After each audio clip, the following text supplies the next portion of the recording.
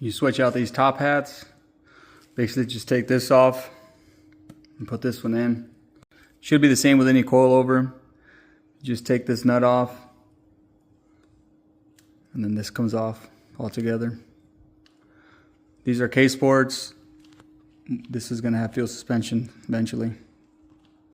So we had to hack this up to have some clearance for this so this can move freely. I try to not remove as much material as possible. I was trying not to cut it up, but if I didn't, it was gonna hit, and I wanna have as much caster as I possibly could just in case, even though the shock ain't gonna move that much, most likely. But it's better to have the clearance than not. I would start off with an 1¼ inch hole saw, and then go from there. You pretty much have to cut this up to have your clearance. Or you can just use a cutoff wheel to make your cuts. That should be good enough. It all depends on how you want to do it. I had to notch off this strut tower stud over here on the driver's side.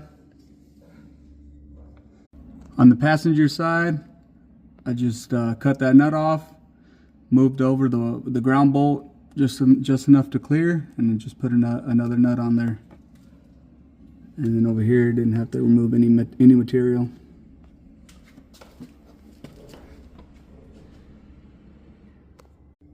And I just used this carbide bit to clearance it out as needed. The hacking looks like shittery, but hey, some of us are better than others. Also, the bolt for the wheel speed sensor looks like it's an M8 bolt, and it's not supplied, so try to find you one that's about 3/4 inch long, and that should work.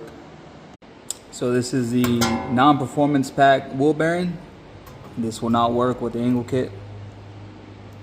This is the wheel bearing you're gonna need, which says in the instructions. It's basically the Performance Pack 2 and GT350, GT500 wheel bearing. Difference is that it's held on with 4 bolts, kind of like the rear one is.